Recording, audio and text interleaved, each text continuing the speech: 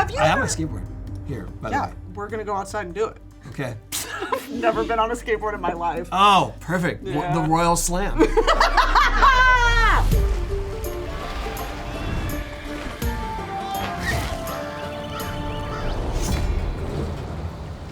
Welcome to Royal Court, the show where pop culture royalty compete for a spot on my trusted council. I'm your host and queen, Lady Brittany of House Broski, and today I'm joined by the pro skater from Tony Hawk Pro Skater, affectionately known as Birdman. Please welcome Lord Tony Hawk. Thank you. My liege. Yeah. Ooh, yeah, wow. I kind of feel like the goth kid at school, which is cool. Yeah. Lord Tony, are you ready for the trials set before you today? I don't know. Let the trials begin. Oh. I think I heard about this part. How's it feel? Isolating. I'm here with you. You're never alone. Feels like an interrogation. It is. Like in a 50s black and white movie. Yeah, the single light bulb over your head. Where did you park? Out on the street. Is it illegal? It felt illegal. It does feel illegal over here. Yeah. It feels like I'm gonna get towed while I'm in here. We won't let that happen to you. Thank you. Tony, you're a great snowboarder. You can surf. One of the greatest living skateboarders. Is there anything you're shitty at? Care to I wouldn't say I'm a great snowboarder, but I'm not shit either. I like how you say, and you surf. You can surf. Someone must have saw one of my surf clips was like, well, he can surf. I guess that counts as surfing. Yeah, he rides the wave. Technically, he's standing up. Fair enough. I used to play violin. I literally quit for skating. Amazing. I want to get back into it, but if you were to put a violin in front of me, I would suck at it. I'm shitty at violin, currently. Which historical figure do you think could do a kickflip? Bruce Lee, is he historical? Yeah, he counts. I feel like if you just threw him a skateboard, he would look at it, survey it, kind of dance around it, and then just like, boom.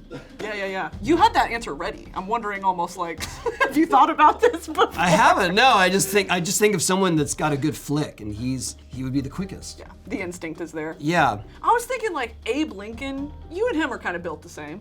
Yeah, but Just tall white guys. my kickflip's not great, so I don't know if I'm gonna pass it on to Abe Lincoln to be that good at it. Bear with me as I read this next one. Okay. Thrasher Mag dubbed your iconic flop hairstyle the McSqueeze. Yeah. Are there any real words in skating? Or is it just kind of a free-for-all? There are. Most names are derived from something real. Right. I don't know where McSqueeb came from. Really? I don't. Is there any skate lingo that you get embarrassed to say? There are a few that have not aged well, Okay. and so I choose not to say them, but it's really hard because they're kind of baseline tricks. You know my favorite? Sack tap. Thank you. I created it. Yes, my favorite. Thank you for your service. Here's a fun fact. I did it as a joke, and I would pose it, and I would say, wouldn't this be funny? And they ended up putting it in the video game as a special trick. So I had to learn it for real. That's the truth. Wow. So I had to actually do a real sack tap.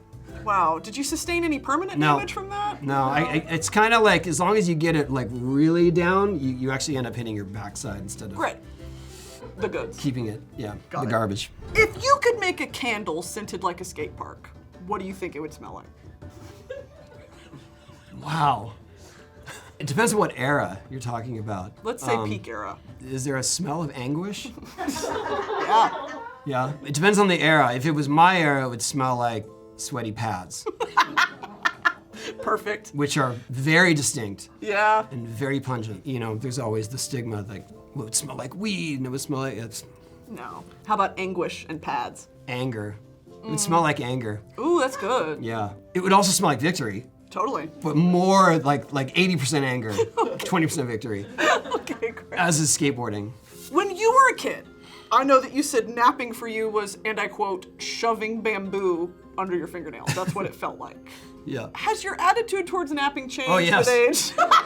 Yes, very much so. Big fan of naps? If the day allows, yes. Right. Yes, absolutely. Love to hear it.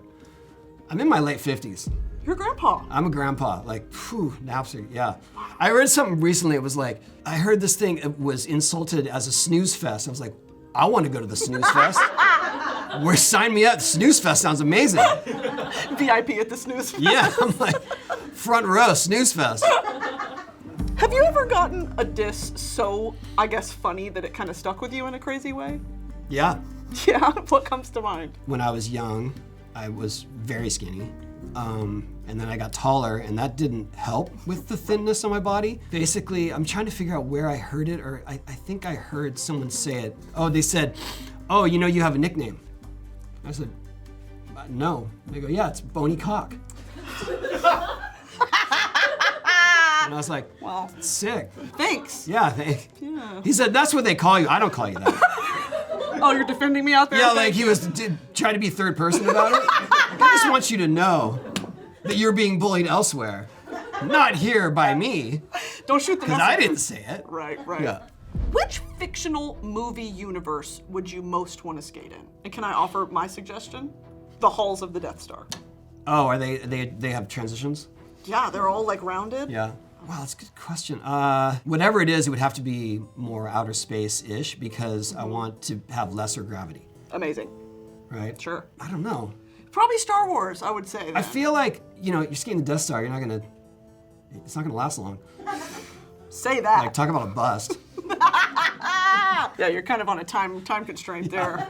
This is old, but the original Superman movies, remember he went to his lair and it was kind of like from Krypton and it was all sort of ice. And That's a great I answer. feel like that could be some slick skating and no one's gonna bother you there. Totally. Yeah. Lord Tony, you've passed.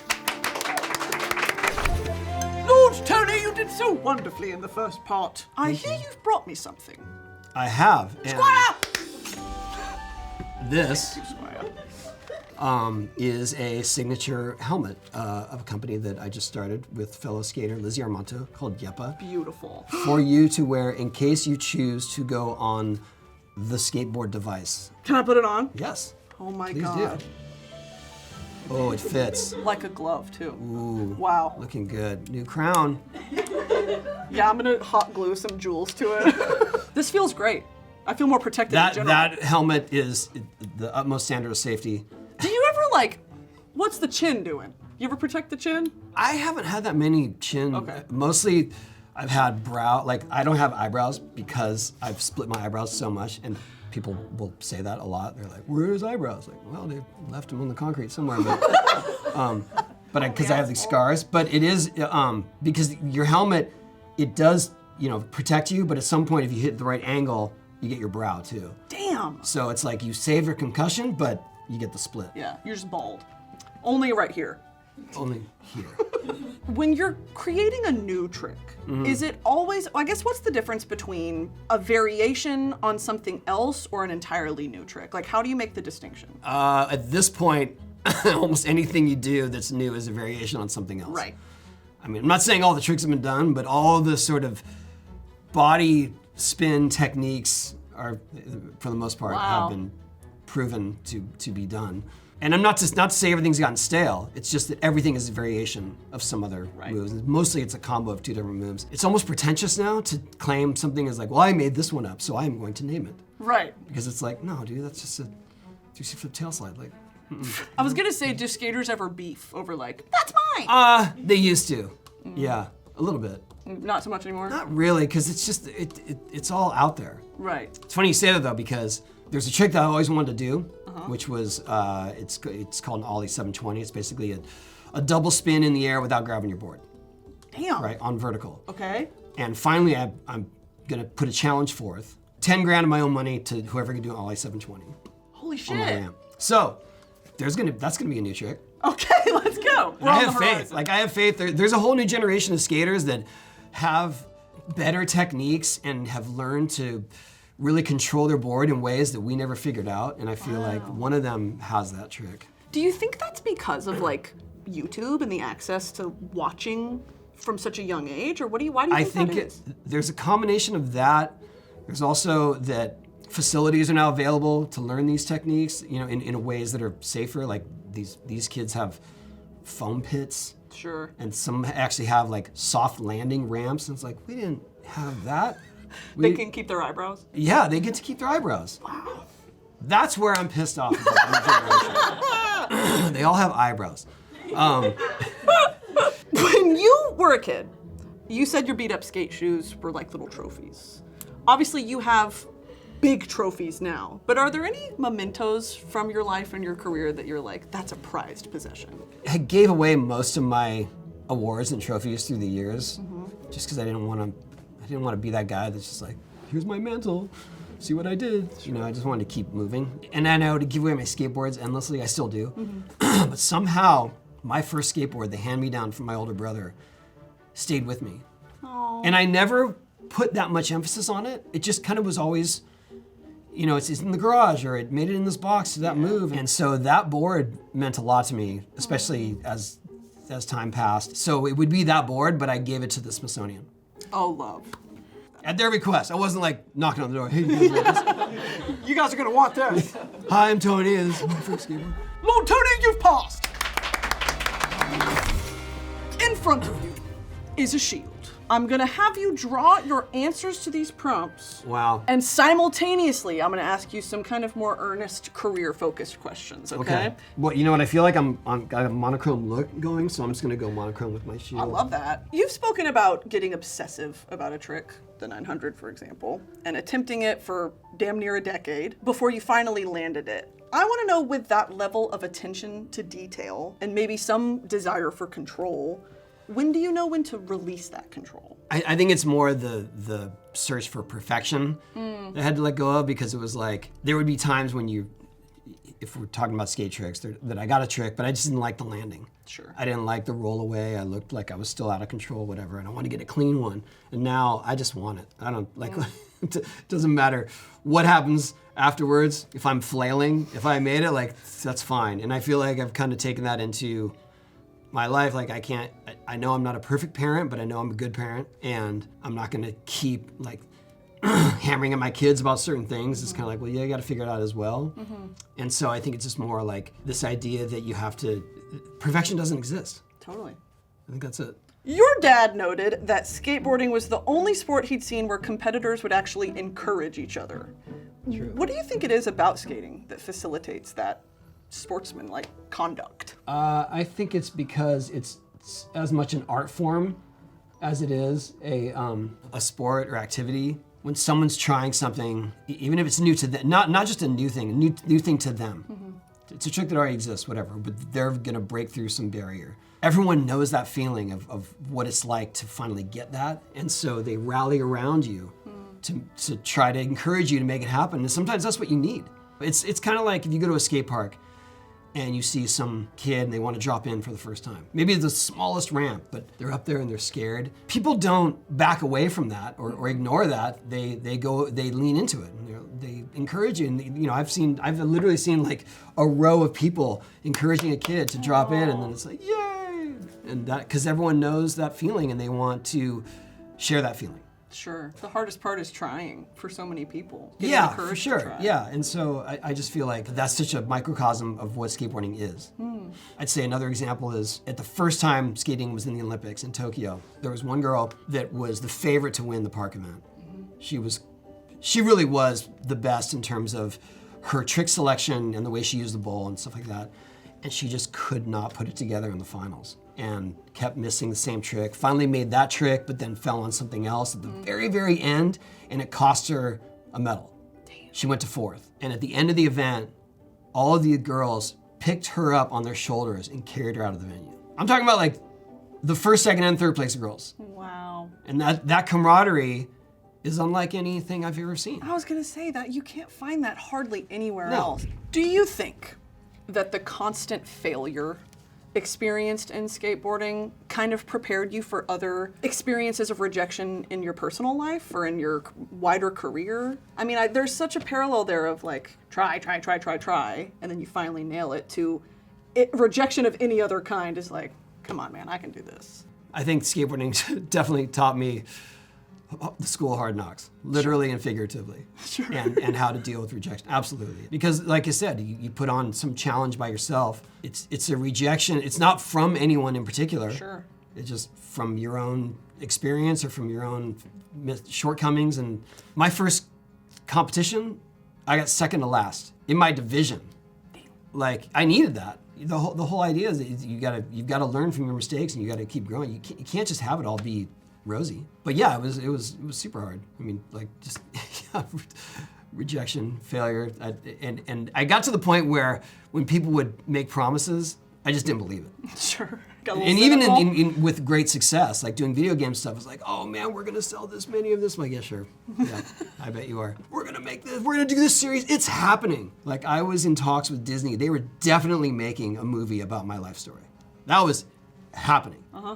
And then it wasn't. They were gonna do Skate Jam. There was Space Jam, skating. They had the story. They had me as a character.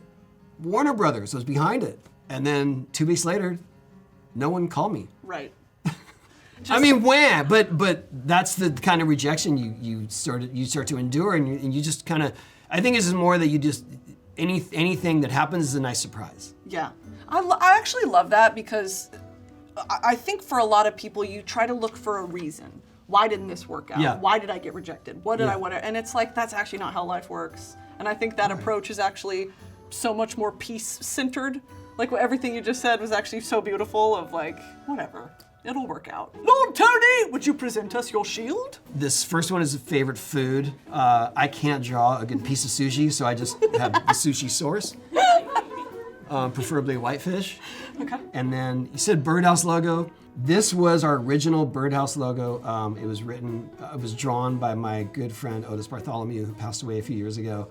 And this is a B and a backwards P. Genius. So thank you, O, for creating this logo. Oh, love. My favorite trick is actually more of a backside ollie, but I like drawing hand plants. So this is a tucked-in hand plant. I'm just gonna say it's my favorite trick because it's the only thing I can draw.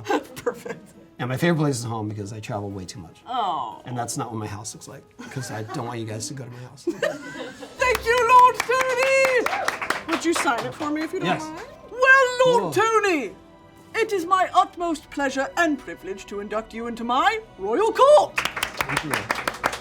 What are the obligations? You gotta kind of be at my beck and call. I'd like you to teach me. This is not a short drive. We shall proceed with a knighting. Stay where you are. I knight thee, Lord Tony, coolest grandpa, and royal commander of the Legion of Skateboarders. Shing!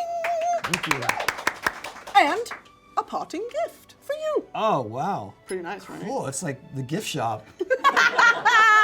Is there anything you'd like to promote to my realm? Well, we have Tony Hawk's Pro Skater 3 and 4, the remake of our original games out for all systems, and I'm very excited that people still care about our video game.